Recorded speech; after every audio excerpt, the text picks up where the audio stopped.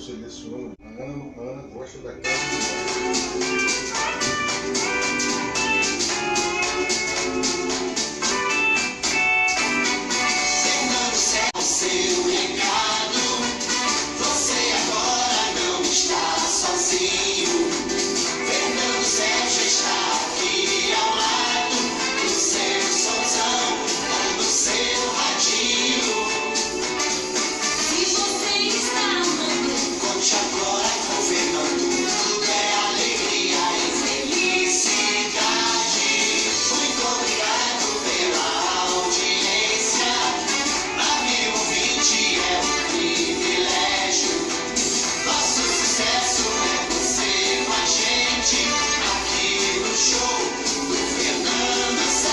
Alô, bom dia Rio de Janeiro, bom dia Brasil, alô Vera Lúcia Pereira Carvalho, alô Margarete Azevedo assistindo a gente, alô Cristina Brown, alô para todos vocês que estão aí sintonizados com a gente. Vamos à nossa estante de livros, estou recomendando aí para você alguns livros muito interessantes. Este aí é o do Rubens Teixeira, O Sucesso do Seu Negócio é Você, que foi lançado agora recentemente. Também aqui A Desencarnação dos Animais, de autoria do Espírito Fabrício, psicografado por Janete Marie.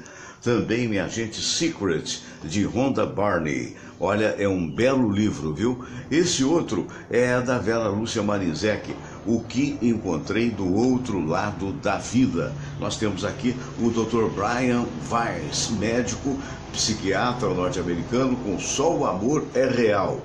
Esse outro é muito interessante para você que leu ou viu o filme A Cabana, do Baxter Kruger, De Volta à Cabana.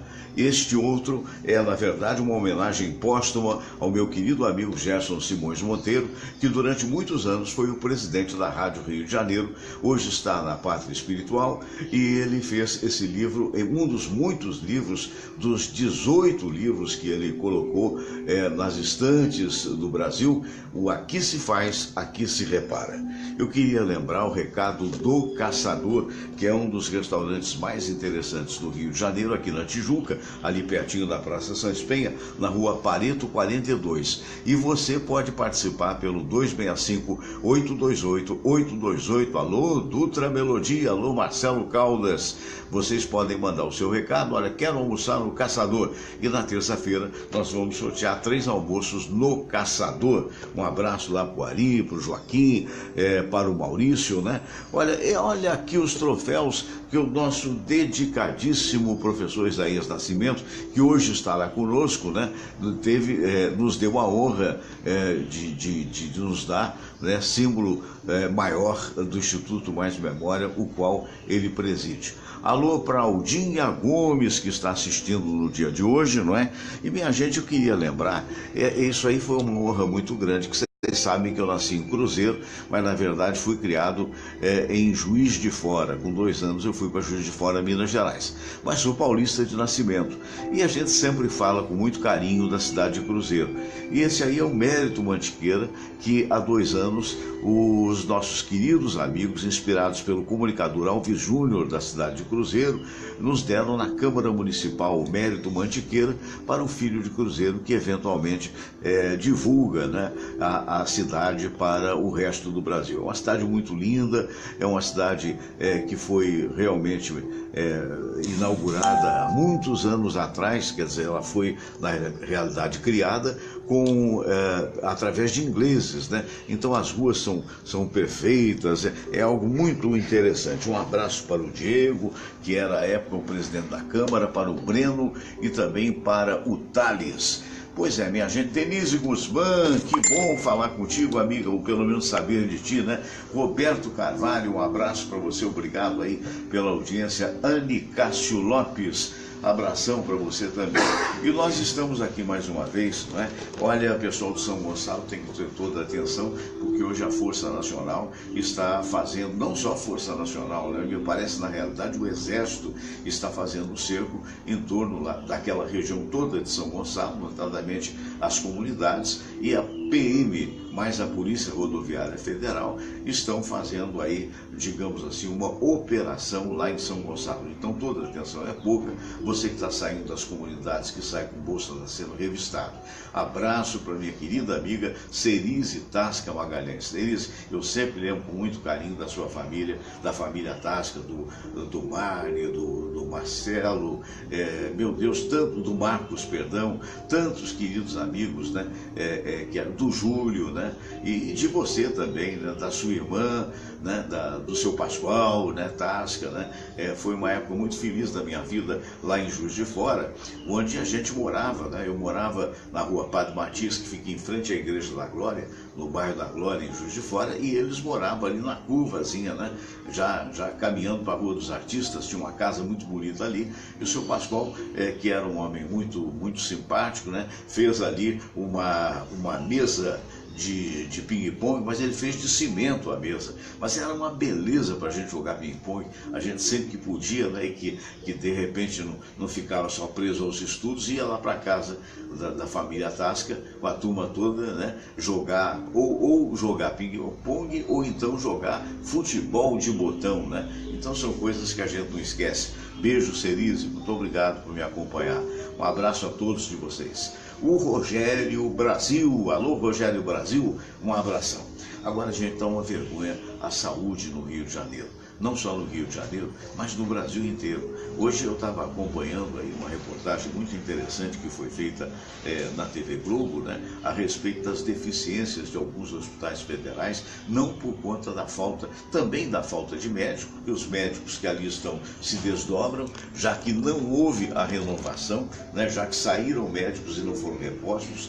Nós tivemos essa denúncia aqui com o Dr. Silvio Provenzano, que aliás sempre está aqui de 15 em 15 dias. Dr. Silvio é o chefe da clínica médica do Hospital dos Servidores. E ele disse que viu a voz aqui que a luta que eles têm lá é porque grandes profissionais, acabando o contrato, não tiveram os médicos, hein, e até alguns enfermeiros não tiveram os seus contratos renovados. E aí o que aconteceu? Aumentou o número de trabalho para aqueles que ficaram, aqueles que eventualmente são concursados. Há muitos anos que não se faz um concurso para medicina no Rio de Janeiro, um concurso para medicina no Brasil. Então um médico recém-formado, que muitas das vezes paga 6 a 7 mil reais por mês para fazer uma faculdade, ele entra nos hospitais públicos, segundo denúncias de alguns, ganhando menos de 3 mil reais por mês. É um absurdo, quer dizer, mal ele sai da faculdade, muitas das vezes ele está endividado por conta do financiamento do curso e eventualmente não tem nem como se sustentar. Então é algo terrível. E mais terrível ainda é o descaso por parte dos políticos. É um absurdo isso acontecer num país como o nosso, porque a gente fica se perguntando o que é prioridade. Agora há pouco, ainda vimos, quem teve a oportunidade de ver, uma reportagem muito bem feita com uma senhora que teve câncer e que precisava do tratamento, que só foi poder começar o seu tratamento 9 meses, a quimioterapia, 9 meses após ter sido operada. Então, quer dizer, isso aí, gente, tempo não é só dinheiro, tempo é vida, no caso das doenças. E a gente fica aí sabendo daquela ministra lá, não sei, do nome dos direitos humanos, né?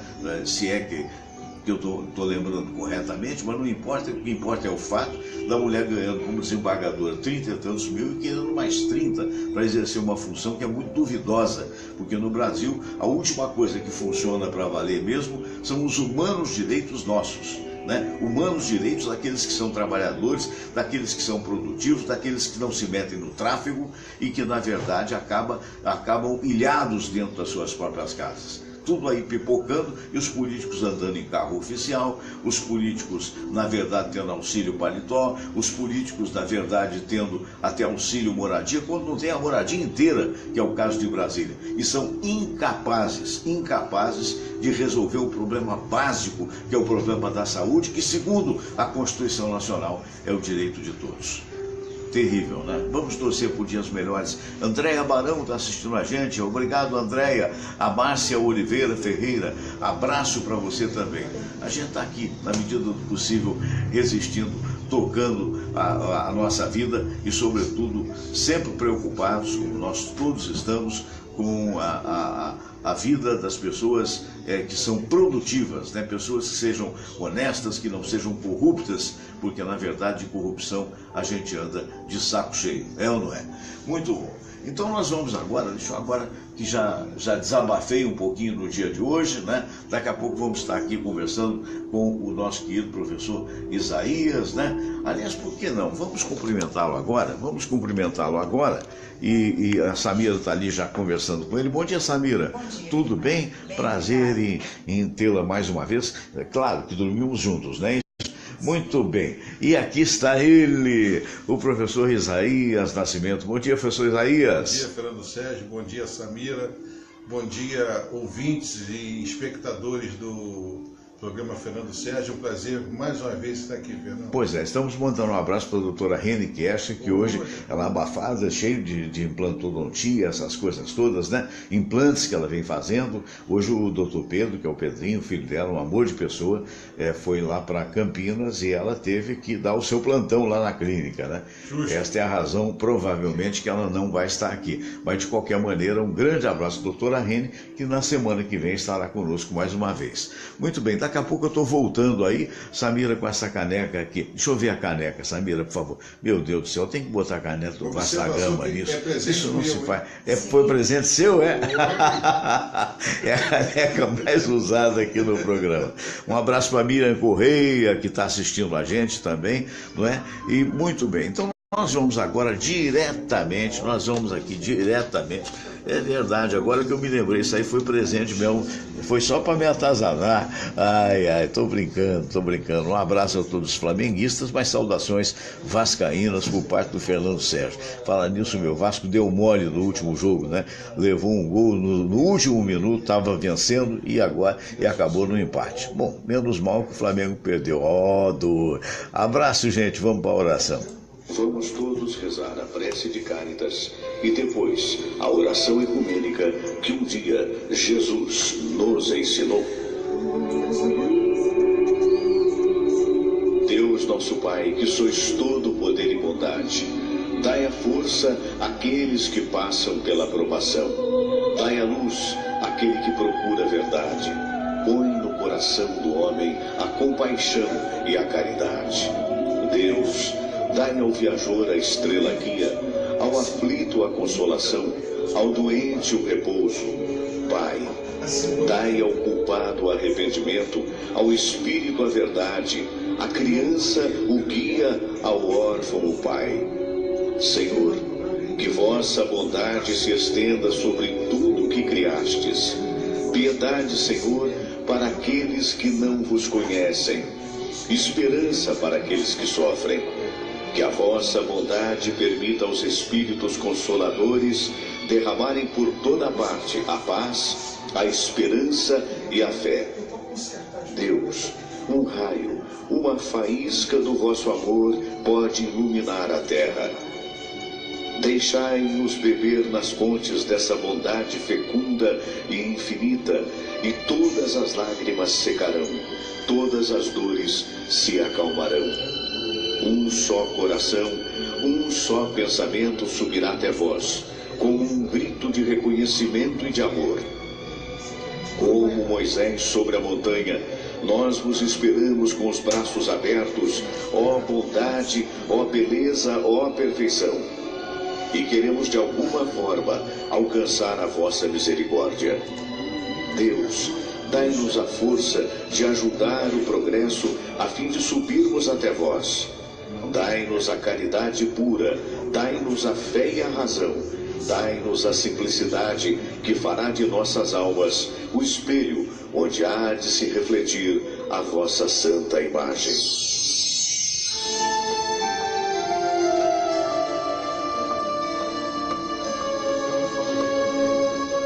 Pai nosso que estais nos céus, santificado seja o vosso nome.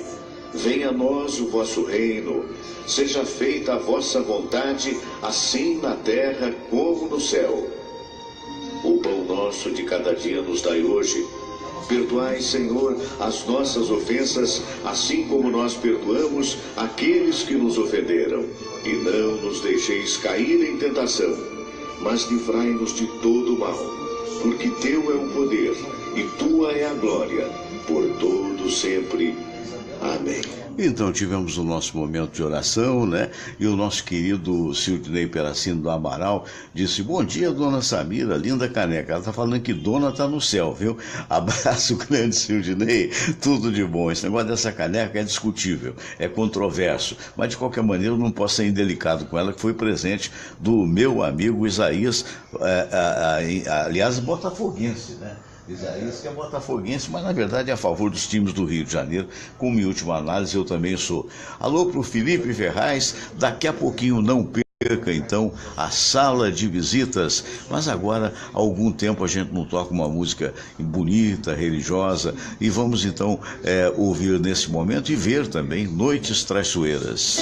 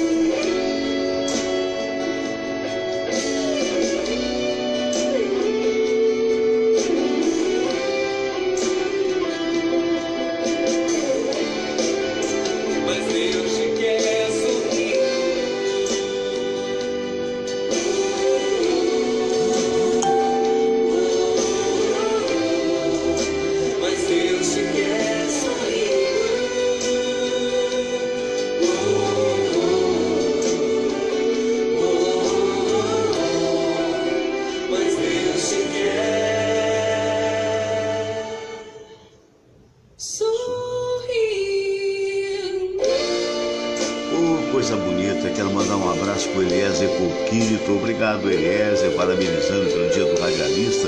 Abraço para ti, grande é por tua conta, Eliezer. Abraço grande, Coquito, tudo de bom. Coquito faz um trabalho muito bonito. Ele, inclusive, divulga a Rádio Tupi, né? Que tem um trabalho, evidentemente, que tem que ser respeitado e que, lamentavelmente, teve os problemas financeiros que todos nós sabemos, né? Agora, está falando aí do aniversário Guanabara, maravilha. Realmente, Guanabara está com preços excepcionais. Minha gente querida, antes de ir lá para a sala, eu estou me esquecendo de falar do Hostel Icaraí, suítes completas. Hostel Icaraí, você pode fazer reservas através dos telefones 99612 5395, 99612 5395 e 3619 6067, 3619 6067. Piscina e churrasqueira para hóspedes.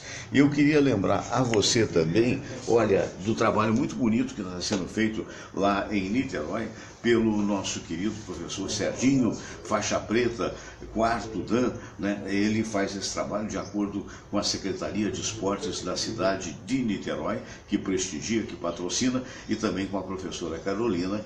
Ele coloca à disposição das pessoas o MMA Training, MMA Fitness. E isso acontece, sabe onde? Cross Fitness acontece na Praia de Caraí, ali entre as ruas Oswaldo Cruz e Belisário. Então, Belisário Augusto. Então, na verdade, quando você chegar lá, tem um dojo imenso, né, em cima da areia, para a pessoa não sujar de areia. Não é dojo que é, na verdade, é aquela espécie de quadra de lona, por assim dizer, uma lona vermelha, muito bonita, e há todo um trabalho, né, de ginástica para colocar as pessoas em forma. Todas as segundas, quartas e sextas, às 7 da manhã e às 7 da noite. Eu queria também convidar você para visitar o site espadascatana.com.br. Espadas Katana tem as melhores espadas forjadas sob o sol do Oriente. E se você quiser, não precisa nem ir no site. Aqui no Facebook mesmo, você vai lá e bota Espadas Katana, vai na loja que tem coisas extraordinárias para os mais diversos gostos e preços. espadascatana.com.br. E queria lembrar mais uma vez, quero agradecer o prestígio eventual de Bradesco Seguro. Bradesco Seguros, a melhor maneira através de online você fazer o seu seguro. Bradesco Seguros, eventualmente sempre aqui também participando com a gente. Abraço grande também aos meus amigos da Trivago.com. Trivago.com é a melhor maneira de você viajar. Viaje através de Trivago na reserva de hotéis. Os hotéis são sempre mais em conta porque Trivago faz um trabalho magnífico de pesquisa de hotéis, de maneira que antes de você fechar diretamente com o hotel, feche com o Trivago. Muito bem, isto colocado, isto posto, nós vamos agora para a nossa sala de visitas, minha gente querida, com dois amigos queridos, professor Isaías Nascimento, que já cumprimentou a gente. Então vou agora para o nosso querido Dr. William Laranja. Bom dia, William Laranja, biomédico da melhor qualidade, sanitarista. Tudo bem contigo? Tudo bem, Fernando? Bom dia a todos. Tudo bom, prazer muito grande falar com esses nossos dois queridos amigos, né? Bom dia, Samira. E a todos os ouvintes. Muito bem, seja mais uma vez bem-vindo aqui, né?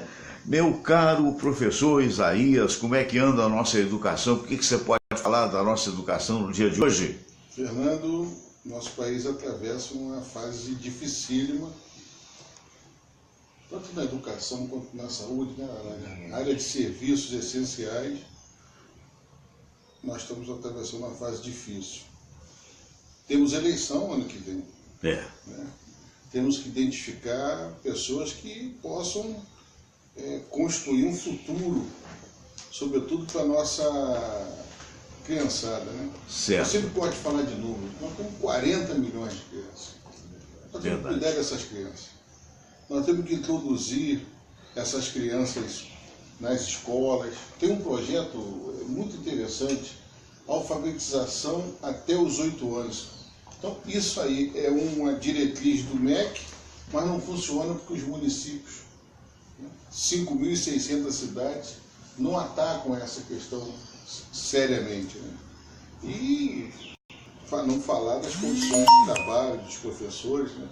Mas sempre que a gente fala de educação, a gente fala de uma maneira bastante preocupante, porque o Brasil não consegue resolver essa questão, enquanto outros países sobretudo da Ásia, até aqui na América do Sul, dão prioridade, né? E sem essa educação, a gente desequilibra um aspecto importantíssimo que é a civilização do nosso país. Porque o que nos leva a tanta violência, a tanto desajuste social, é a falta de investimento na educação, porque a educação ela vai nos dar, no mínimo, um verniz de um bom relacionamento com o outro, claro. Do entendimento da vida, da compreensão do seu direito, do seu dever, e aí é um desafio muito grande para o nosso futuro. Como você vê no Japão mesmo, o respeito ao professor é uma coisa assim bastante louvável, né? Eles respeitam o professor como aquele pilar da educação e do futuro das crianças e daqueles que são ensinados também, né? O professor é o único que não precisa fazer reverência ao imperador, né? Isso aí eu acho de um respeito pela nossa profissão muito grande. Né? E também aqui no Brasil estão mais preocupados em proibir a redação falando de alguma coisa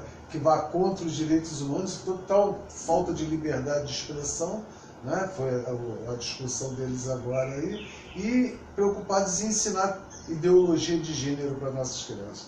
Isso aí que deixa a gente bastante triste, né? Você até manifestou sua preocupação recentemente, né? Muito. Que a educação é uma coisa que a família deve dar, né? Agora, Fernando, a gente tem que olhar sobre o país, né? Nós somos um país muito jovem, né? E a gente tem que entender que a nossa república tem pouco mais de 100 anos, né? Que é quando o Brasil começou a ter a sua identidade. Porque antes era império, era colônia, era um país subjugado pelos portugueses em mais diversos aspectos. Então, nesses 100 e tantos anos de república, nós evoluímos muito, sobretudo nos últimos 20 anos. É interessante que a gente faz crítica a tudo relacionado com a educação, mas nós conseguimos nos últimos 20 anos, sobretudo depois de Fernando Henrique, fazer um processo de inclusão das crianças muito interessante, através de bolsas, educação e tudo mais, e incentivo aos professores. Hoje nós temos uma capacitação muito interessante nos rincões do país, porque antigamente a gente, se você chegar no interior do país, não tem formação de professor. É o mais letrado que acaba trabalhando como professor, né? Havia práticos trabalhando como professores, porque faltava. E a formação, Fernando, também é muito deficiente. Por exemplo, eu me formei em História em 82 para 83. Eu tenho certeza que a minha formação, Laranja e Samir e Fernando, ela foi muito aquém, sabe? Gente, eu não li tantos livros. A pessoa progride mais pela própria pesquisa pessoal do que propriamente do que o colégio ou mesmo a faculdade dá. Exatamente. Você está se especializando no decorrer dos anos. Esses dias eu estava diante de uma pesquisa, uma coisa interessante. Tem uma rua aqui chamada Almirante Cochrane, exato, aqui na Tijuca. Na Tijuca. Aqui pertinho. Eu me dei conta, numa pesquisa, Laranja, que esse almirante, ele recebeu um pagamento de brasileiros no início do século XIX para resgatar o Napoleão, que estava naquela ilha que morreu, para ele vir governar o Brasil. Esse almirante. E esse almirante é o quê? É inglês? Inglês. Ele é um almirante meio que pirata, né? Pirata, mas um grupo de brasileiros, de fazendeiros, chegou a fazer. O dinheiro saiu do Brasil. Patrocinando. O dinheiro saiu do Brasil. Então, a gente a cada dia vai descobrindo mais coisas do Brasil. Por exemplo, tem uma coisa que eu gosto de suscitar falando em educação. Eu tenho muitas dúvidas se Tiradentes morreu no centro do Rio de Janeiro, naquele 21 de abril. Ele era maçom, poderosíssimo, falava inglês, francês. Ele era um homem, ele era um tenente do exército. Ele era um homem de altos conhecimentos. Eu tenho muita dúvida, eu não sei se estarei vivo, mas as pesquisas... Para dirimir a dúvida. Exatamente. As pesquisas suas levam aqui conclusão. Aqui conclusão ou não levaram? Quando ele, teoricamente, ou supostamente, teria sido enforcado em 1792, ele só vai aparecer no cenário brasileiro 100 anos depois com a proclamação da República. Mas não tinha-se o rosto dele, então se criou o rosto de Jesus Cristo adaptado a Tiradentes. Tanto é que no Museu Mariano Procópio, em Juiz de Fora, tem realmente ele esquartejado, né? Um quadro de gosto muito discutível, né? Mas que representa um fato que poderia ou não ocorreu, segundo a sua pesquisa. Eu acredito que não. Eu acredito que não. Uma pergunta, até uma curiosidade, você como professor de história. Os abolicionistas eram poderosos. Eram poderosos, eram pessoas cultas, pessoas letradas, né, inteligentes, e ocupavam cargos altos. Luiz da Gama, José do Patrocínio, Castro Alves, eram intelectuais, né? E tinha muitos fazendeiros também que entendiam que o Brasil não poderia ser o último país e como foi o último grande país a abolir a escravidão, né? Interessante, olha que falando de história e de educação, a nossa data de abolição da escravidão é 13 de maio de 88. Isso. É a data de nascimento de Dom João VI. E segundo consta, por favor, conclua. Que a princesa Isabel estava como governante naquele momento, o pai tinha viajava muito. Dom Pedro II era um governante que conhecia o mundo todo, falava vários idiomas, aquelas coisas todas, né? E aí ela pegou aquela data, já no final, aí pegou uma data simbólica, que era a data de nascimento do Dom João, e aí fez aquele ato todo, mas não completaram a escravidão ao não incluir os cidadãos na sociedade. Não sei se é lenda ou se você, como historiador, pode dizer bem da verdade, que você esteve visitando o Museu Mariano Procópio em Juiz de Fora. Mariano Procópio era um grande prócer da região na época do Império, né, e doou a sua residência para que fosse... Bem, estamos de volta, tivemos um pique de energia. Quero mandar um abraço para a Jandira Xavier, que está assistindo a gente, minha ouvinte de muitos anos, o Ricardo Felipe Guilherme, bom dia Fernando Sérgio aqui, parabéns pelo dia do radialista. Obrigado, Ricardo, um abraço grande a todos vocês que estão assistindo, tanta gente, quer ver? Olha só, vamos lá, o Sildinei Peracino do Amaral, lá em Ouro Branco, Minas Gerais, a Vera Lúcia Pereira Carvalho aqui, irmã da nossa Marion Duarte, Jandira Xavier, Icleia Cardoso de Queiroz, Antônio Colossi, Carlos Augusto, Denise Guzmán Silva, nossa mãe. Na medida em que a coisa for acontecendo aqui, eu vou dizendo que às vezes o nome passa rapidamente e a gente não tem condições de falar, mas história que eu ouvi contar desde a minha época de estudante em Juiz de Fora, né? Porque você sabe que a primeira estrada ferroviária foi feita através da intervenção da princesa Isabel até Juiz de Fora, que era justamente aquela estrada de ferro que margearia mais tarde a rodovia União Indústria, né, que foi também a sua primeira rodovia asfaltada. O que se diz em Juiz de Fora, professor Isaías e professor Laranja, é o seguinte, que a princesa Isabel tinha um caso amoroso com o Mariano Procópio. Então, que aquela estrada teria sido feita justamente para atender os anseios amorosos da princesa Isabel. Tanto isso se é verdade ou não, o fato é que, uma vez estudantes, nós víamos com muita curiosidade aquela cama dupla que pertencia ao grande Mariano Procópio, que está exposta no Museu Mariano Procópio. Estamos voltando. Eita, nós! Tomara que a net não caia mais no dia de hoje. Então aproveito para falar do Antônio Colossi, que está vendo a gente. Obrigado, Antônio. Mas voltando à história. Fernando, eu tenho eu gosto de... Você soube disso? Sabia disso? Existia o seguinte, a família real, tanto na chegada de Dom João em 1808 até a proclamação da República, ela era amada e era odiada, né, por várias razões. Era um governo autoritário, né? quase absolutista mesmo. Então existia realmente corrente críticas. Então tem difamação do marido dela, do cônjuge dela própria. Né? Ninguém sabe se o cônjuge deu e quando deu, né? Eu tenho É só para não perder a piada, por favor. Eu tenho uma leitura sobre dois personagens desse período. Por exemplo, Dom João VI. Eu não acho que o Dom João VI tenha vivido aquilo que muitas das vezes passam. Comeu muita coxinha de galinha, era tarado com coxinha de galinha. Exatamente, que é uma comida maravilhosa. Né? Agora, eu não vejo ele como aquele fanfarrão.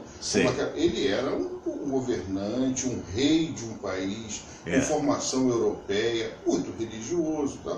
Mas ele foi importantíssimo para nós. Agora, o Dom Pedro foi um grande pulador de cerca, era o primeiro, né? Aí a gente vai lá, isso é um defeito ou é uma... Não, apenas constatando. Não, ele era realmente... A minha postura aqui é só de repórter. O Dom Pedro, por exemplo, é um outro personagem que a gente... O primeiro. Sabe, Laranja, a gente vai ter que estudar muito esse personagem ainda. Agora, a Princesa Isabel, ela tinha uma característica, ela era muito religiosa. Ela era devota de Nossa Senhora da Aparecida. As famílias portuguesas naquela época eram muito fechadas na questão da religião. Eu custo a crer que isso seja um fato verdadeiro, porque, sobretudo... Seria mais um boato, digamos assim. Né? Porque, por exemplo, recentemente descobriu-se um amante do presidente Lula. Um pouco mais atrás, descobriu-se um filho fora do casamento do presidente Fernando Henrique. Fato verdadeiro. Os dois são fatos verdadeiros. Já são públicos isso. Tá certo? Tanto a amante do presidente Lula, lá em São Paulo, quanto o filho do presidente fora do casamento, né? E Dona Ruth aceitou a situação, né? Um pouco mais atrás nós vamos ver situações assim inusitadas da República, né? Várias incógnitas. O JK foi um grande namorador. Tá certo? Meu pai dizia. Antes de falecer, essa minerada Antes de falecer, Virginia, ele falou várias vezes que foi amante de não precisa muito se você for para o outro lado da Bahia, quer dizer, não muito para o lado de lá. Né? Você chega nos Estados Unidos e a Marilyn Monroe com o John Kennedy. Que está sendo, nesse momento que a documentação do governo Kennedy está sendo aberta, porque interessante, 50 anos depois eles liberam a documentação para pesquisa, né? E não está se comprovando essa situação. Não está se comprovando. Eles podem ter tido uma fé, ela pode ter tentado criar um caso assim naquela festa de aniversário que ela cantou, porque ela era uma pessoa que tomava um uísque. Umas e outras, né? Mas não. Então essas questões da história, hoje a gente está eu tenho que reincluir aqui o Laranja na temática. Né? Na temática. Mas eu gosto muito de aprofundar, entendeu, Laranja? Eu tenho para mim que tem alguns aspectos da nossa história que as pessoas sabem ou comentam. Agora, depois eu tenho uma pergunta que não quer calar para o nosso querido professor Isaías. Mas antes de passar por essa pergunta para você, eu quero voltar ao assunto saúde. Né? Hoje uma denúncia aqui que nós vimos, o Ilha Laranja, na própria TV Globo e as outras emissoras estão falando da precariedade hoje da saúde no Rio de Janeiro. Você que trabalha em hospitais há mais de 30 anos aqui no Rio de Janeiro, hoje está muito mais precário, digamos assim, do que há 10 anos passados? Olha, Fernando, nas três esferas de saúde, né, a saúde municipal, a saúde estadual e a saúde federal, vamos dizer assim, né, o Estado está totalmente acabado com relação à saúde. Várias vezes os profissionais, naquela sua... no seu profissionalismo e não querendo ver aquele paciente ali sofrer, muitas vezes coloca o dinheiro do próprio bolso para comprar medicamentos, remédio, para comprar insumos que absurdo, né? Realmente não tem. Né? A saúde do Estado está totalmente falida. E o município está indo pelo mesmo caminho. Está nesse caminho, porque a clínica de saúde está tudo em greve ainda, né? O federal, eu acredito que a falta de investimento federal dentro dos Isso foi dito aqui pelo Dr. Silvio Provenzano. Estão sendo fechados, na verdade, né? Fechando departamentos, fechando setores e finalizando em fechar a própria unidade. Então o negócio está muito difícil, não é prioridade do governo a saúde. Que absurdo, né? Porque eles têm plano de saúde. Você viu agora. Muito bom, você viu agora o Michel Temer. Poxa, quantas pessoas, quantos homens precisando de uma cirurgia de próstata? Quantos homens morrendo de câncer de próstata? O Novembro Azul está aí, né? que estão deixando bem. Vamos fazer o exame, vamos fazer o toque. Vamos... Mas o que adianta? O cara faz o exame, o cara faz não tem medicamento. Constata. E não tem como.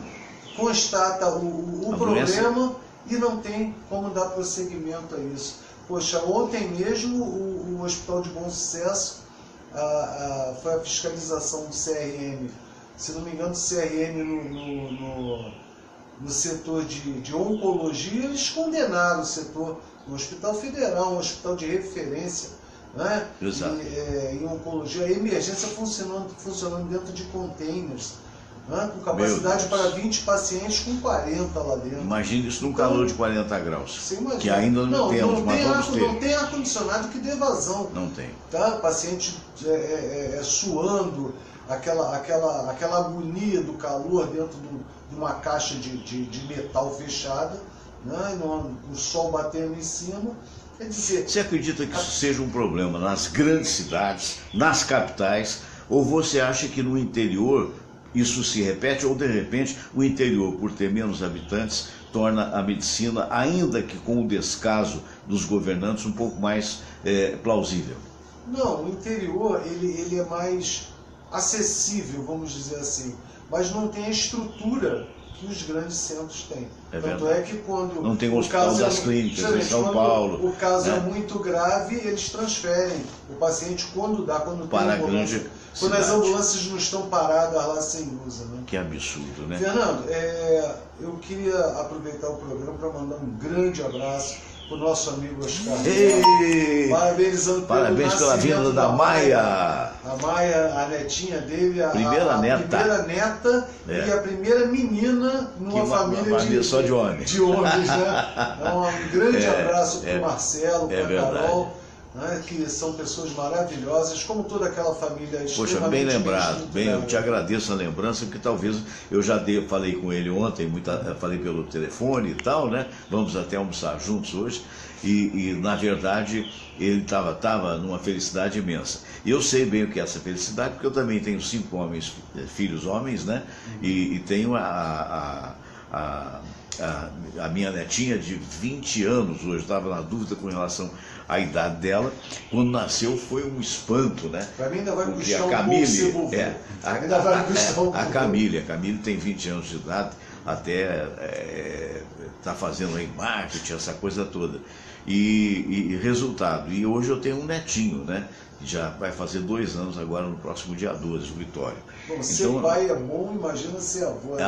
Isso é maravilhoso. A gente literalmente baba, mais ou menos isso. Mas eu não sei se é fofoca ou não, mas eu aproveitava o historiador, o nosso querido professor Isaías, porque eu me lembro de um livro, rapaz, que eu li na época que eu estava ainda, eu sempre li muito, a minha vida inteira, haja vista, não é só pela estante que é pouco, mas pela quantidade que eu tenho de livros em caixa, que é difícil me separar deles. Eu acho que a maior companhia que a gente pode ter e a maior reportagem que pode saber do passado é você exercer a leitura, né? E nada como o livro para mim. Claro que o computador é muito importante, tem gente que está lendo livro em computador, mas isso dói a vista, e o livro não, o livro tem aquela coisa de material, aquela coisa da parna que você passa, você volta a hora que quer, não tem que ficar apertando, enfim, pode ser antigo, mas é a minha maneira de ser.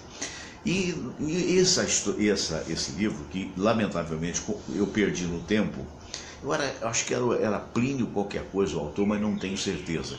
Ele contava a verdadeira história do Brasil. Seria até interessante para você, que tem o Instituto Mais Memória, pesquisar isso, porque esse livro era uma delícia.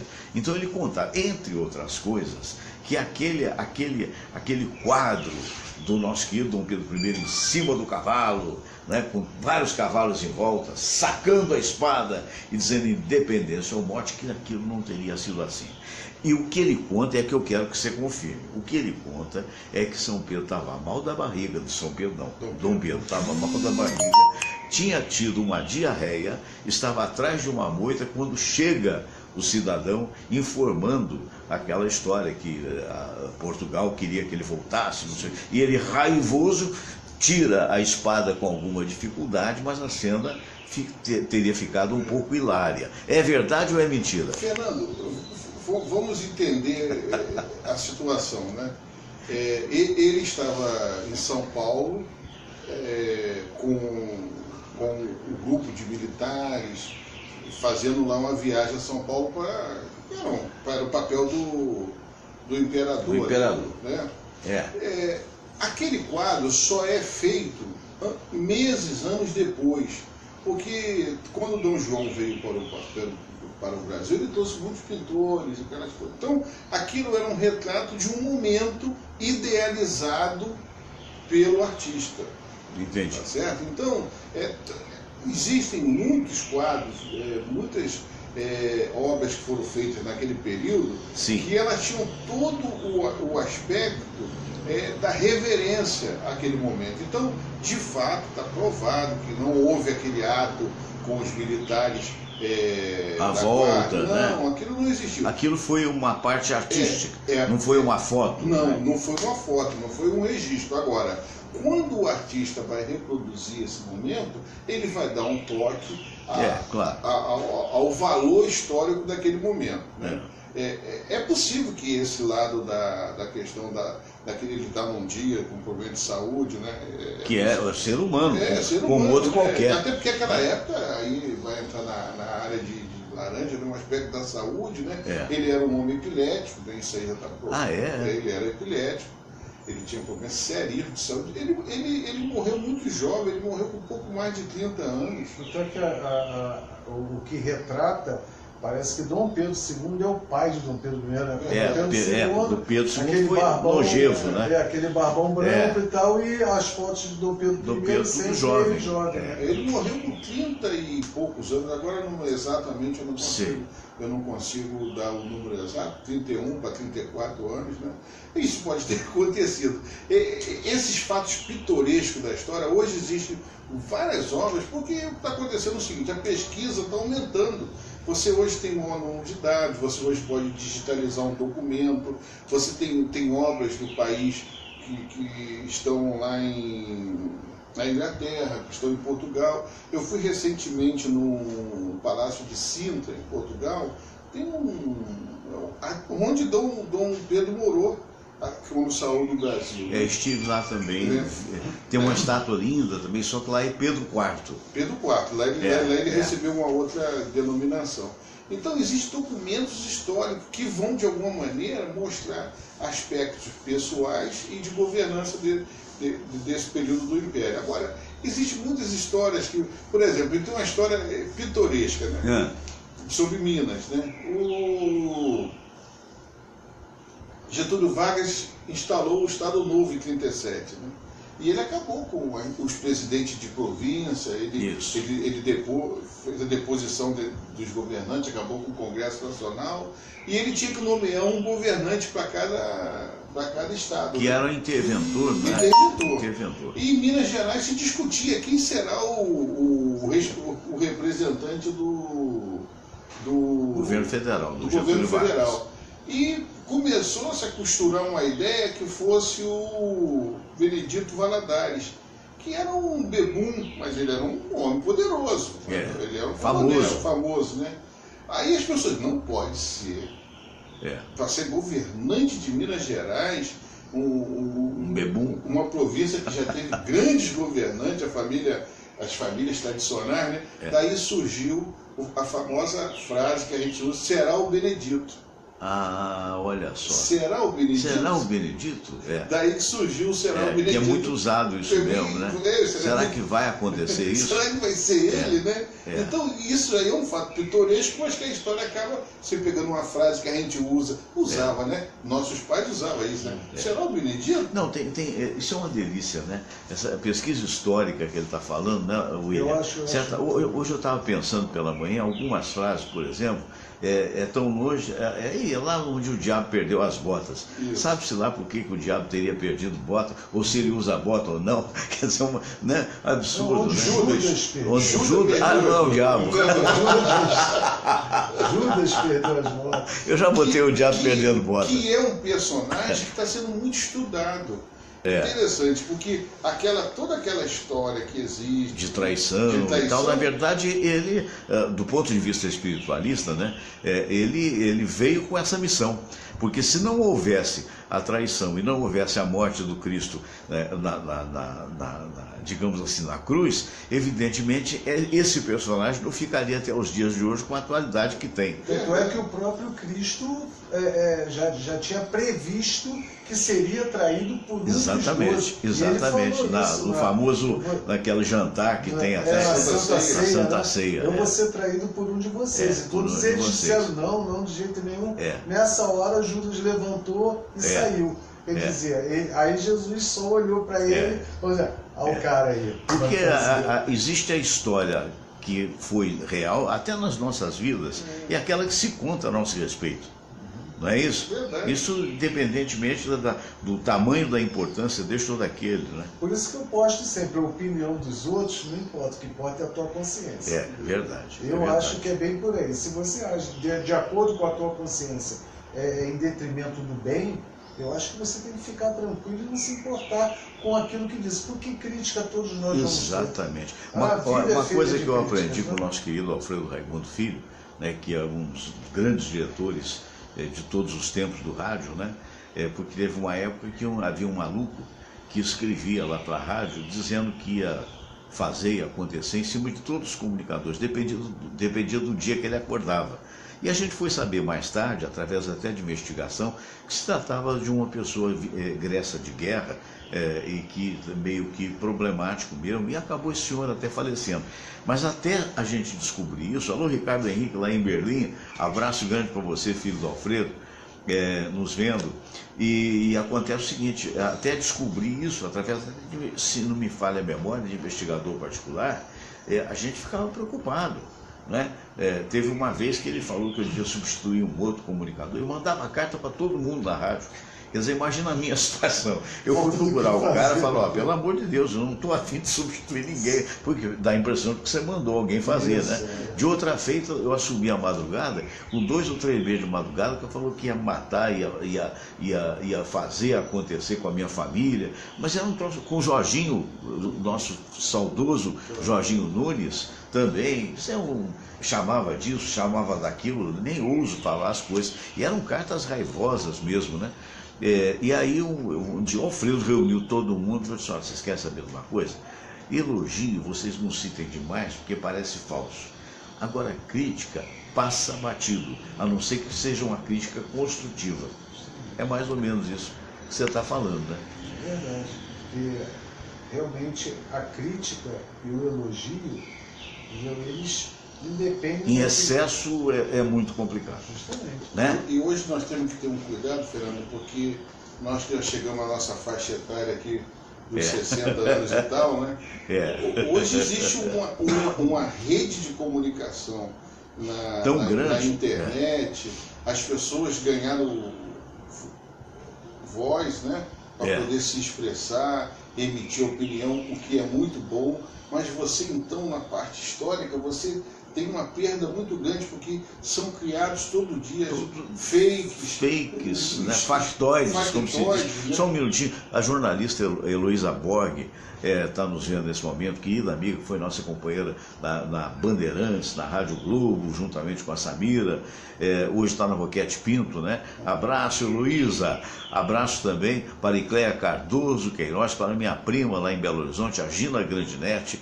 Enfim, amigos queridos, o Giovanni Grandinetti, a Roma, ma che succede, abraço com esta parole.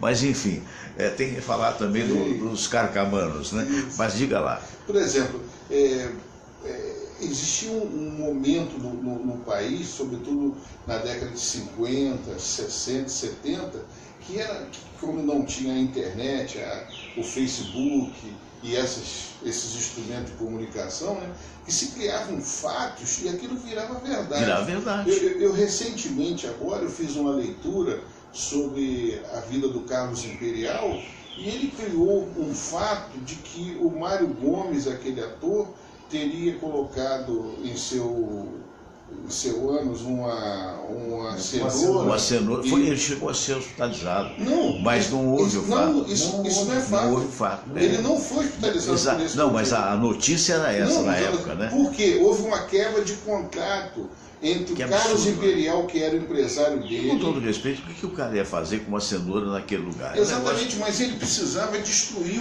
o Mário Gomes. Né? E o Carlos Imperial era muito poderoso para inventar esses fatos. Muito. E ele criava fatos assim, e ele ia na mídia. E todo mundo acreditou. Ele foi nos anos 70. E denegriu a imagem do Mário Gomes. Verdade. Essa dúvida que era um galã. Mário Gomes era um galã da Globo na época da TV. E tu vê que até hoje o cara é casado, tem 3 filhos, está vendendo cachorro quente. Verdade. Essa é a angústia, né, de só termos uma grande rede em termos de país que possa abrigar tanta gente. E aí acaba havendo isso. Eu perguntei isso pessoalmente ao Carlos Imperial, e na época ele morreu no hospital que eu trabalhava, né? E eu cheguei a atender. Olha, na época, um fato histórico aí, hein, professor? Na ordem terceira, eu perguntei isso. Ele falou, não, aquilo ali foi para ele, foi uma vingança por ele não ter assinado o contrato de exclusividade. E assim, Fernando, se criou, por exemplo, existe um fato histórico que tem muito com o Brasil de hoje. Sim. Houve um debate presidencial no final da eleição de 89. Lula e Collor. A Rede Globo resolveu editar o debate ao final para passar nos dias seguintes. Ao editar, ela deu total benefício ao Fernando Collor, o que decidiu a eleição nos últimos 4 dias. O Lula apareceu um sujeito duvidoso naquele dia, apareceu um sujeito cansado, porque a edição foi feita... O que você está falando, você vê que a importância da imprensa livre e múltipla, né? Que não pode ser só uma dominando tudo, né? Em função disso, porque ela se não conduz. Então tem que se dar, por exemplo, hoje é mais difícil com a da internet. Naquela época, na época do Collor, 1990, por aí, 89, 90, eu estava em Brasília, né? E eu sabia de toda a trama. De todas as falcatruas, vamos dizer assim, a vida de playboy que levava o Fernando Collor em Brasília. Poxa, ele era conhecido por alguns nomes que não vamos dizer aqui agora porque não cabe, mas a gente já sabia de todos os... eu fui saber em Alagoas. Era candidato e na época fui eu e Samira, fomos a Alagoas, e aí vimos a realidade, que não era bem aquela que era dita, mas não adiantava chegar aqui e dizer, porque a Globo já tinha prestado o serviço de praticamente... Inclusive chamado de caçador de Marajá. Isso. Ele próprio era um Marajá, né? Então, um jornalista de nome Armando Nogueira, que era... Grande Armando, tive a honra de conhecer. Ele que comandou essa edição, né, amando do Roberto Marinho. O que é uma outra realidade, né? Porque hoje em dia, graças a Deus, pelo menos eu trabalhei, isso eu posso dar o testemunho. Eu trabalhei 20 anos na Rádio Tupi e jamais fui censurado naquilo que tinha que falar. Uma vez só que eu me lembre, né, que o Alfredo me chamou na sala dele, eu estava até preocupado, porque na época eu dava uns cursos através da Universidade de Estado, lá na Barra, e me chamaram, eu peguei o carro, fui para a rádio, e o Alfredo falou, poxa, Fernando, você falou mal da ponte Rio-Niterói? Eu falei, de fato, falei mesmo, porque a ponte estava muito suja. Poxa, mas o presidente da ponte era nosso amigo e tal. Eu falei, o senhor quer que eu faça o quê? Que eu diga o contrário? Não faça isso. Não faça isso, porque senão você perde a moral. O que eu quero é que você, qualquer coisa, me fale e tal, mas eu acho que você acabou, quer dizer, até nisso, censura, né? Até nisso você vê, mas não houve, quer dizer, não volte atrás, né? Quer dizer, então esse testemunho eu tenho. Então eu tenho também muita parcimônia quando eu vejo, na época da Globo, na Rádio Globo, principalmente nos anos que eu trabalhei lá, de 75 a 89, havia censura, mas a censura era real, porque era a época da ditadura, né? Então eu me lembro que a gente não podia falar no Rio da Guarda, que houve aquele negócio de mendigo lá, né? Uma série de coisas não se podia falar, mas para todos, de um modo geral. Hoje, esse testemunho eu posso dar com relação à Rádio Tupi, que eu trabalhei sob a direção do Alfredo Raimundo e até um pouco depois, onde a gente era absolutamente livre, até para levar convidados. Nunca houve, olha, esse não pode, aquele não pode. Agora não sei como andam as outras emissoras. E hoje, Fernando, o que acontece é o seguinte, nós vivemos uma realidade política tão agressiva, né? Nós vamos entrar em janeiro num processo de debate, competição. De uma competição eleitoral, né? E certamente, Laranja talvez concorde comigo aqui, será uma das eleições mais complicadas na questão das disputas. Alô para o Antônio Colossi. Porque você terá, no mínimo, uns 10 candidatos, no mínimo, por baixo, uns 10 candidatos, com posições completamente diferentes, e a população ávida para votar em alguma novidade. Né? Todos que estão aí, todos acreditados. Todos, porque você vai ter que ter uma renovação. Não tem como você ter um mandato com esse Congresso que está lá, são 513 deputados, mas nós vamos, por exemplo, eleger no Rio de Janeiro 2 senadores.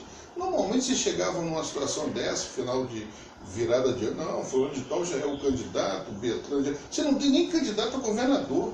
Você tem uma ideia? Hoje você não tem nenhum candidato a governador. Ele já não poderia fazer campanha, mas você não tem aqueles nomes fechados, né? Que seria uma coisa. E para presidente é a mesma coisa. No caso, as opções que estão rolando aí agora, isso, meu Deus do céu. É vexatório. Isso aí. Poxa, o Luciano Huck.